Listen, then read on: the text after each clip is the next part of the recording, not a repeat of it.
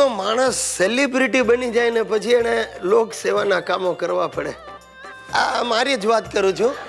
મારે પણ હવે લોક સેવાના કામો સગાવાલાઓને મદદ કરવા જવું પડે છે. આ ગયા અઠવાડિયે મારા કાકાના બાબા માટે મારે છોકરી જોવા જવું પડ્યું. હવે બાબો એટલે તમે કહે ને 14-15 વર્ષનો નહીં સમજતા. બાબો એટલે ખાસો 28 વર્ષનો ઢાંડો છે. નામ છે બિપિન. હવે આ બિપિનિયાને આખા કાઠિયાવાડમાં સૌરાષ્ટ્રમાં કોઈ છોકરી આપે એમ નથી. અને ક્યાંથી આપે? હાલો બિપિનિયો બોલતા અચકાય, રંગે શ્યામ, એક પગ ટૂંકો. અરે હોટલમાં ગયા હોય ને તો લોકો વેટર સમજીને એને ઓર્ડર લખાવે ને પાછો આળાને વાતો કરતા આમાં આંખો મારવાની ટેવ.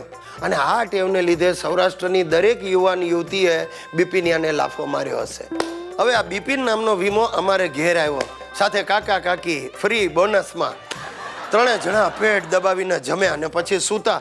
અને સૂતા ત્યારે સાહેબ ઊંઘમાં ફાઇટર પ્લેન ચલાવે.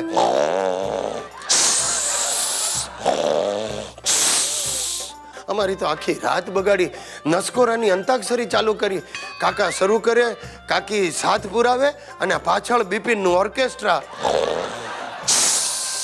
અરે તમે નહીં માનો, હિતિયો તો ઝપકીને જાગી ગયો. મને કે પપ્પા પપ્પા હું આ લોકો પર ઘાસલે છાંટીને દિવાસળી ચાપી દઉં.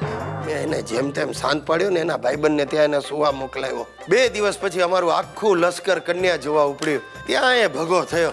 જે સોસાયટીમાં 5 નંબરના મકાનમાં જવાનું હતું ત્યાં બિપિનીઓ ઉત્સાહમાં 3 નંબરના મકાનમાં ચડી ગયો. 3જા માળે લઈ ગયો, ઘંટડી વગાડી.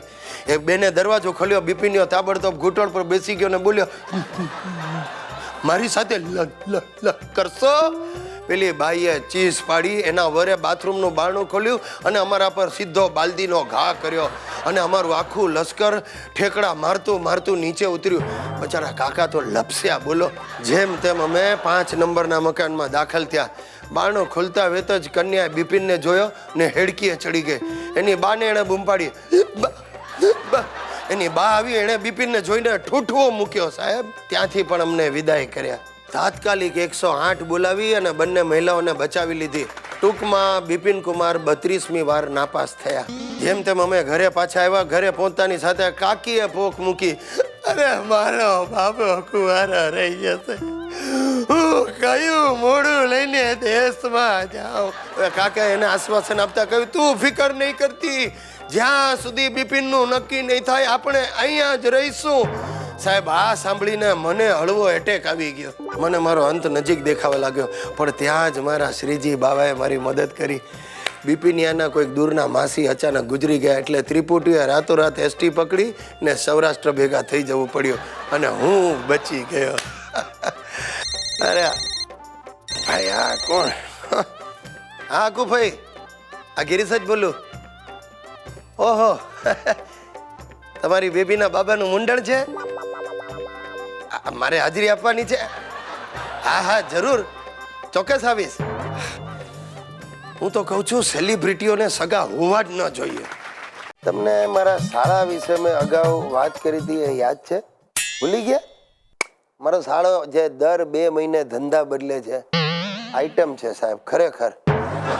અરે હમણાં 2 દિવસ પહેલા મને વહેલી સવારે ફોન કરીને કે, શું જીજુ ઉઠી ગયા?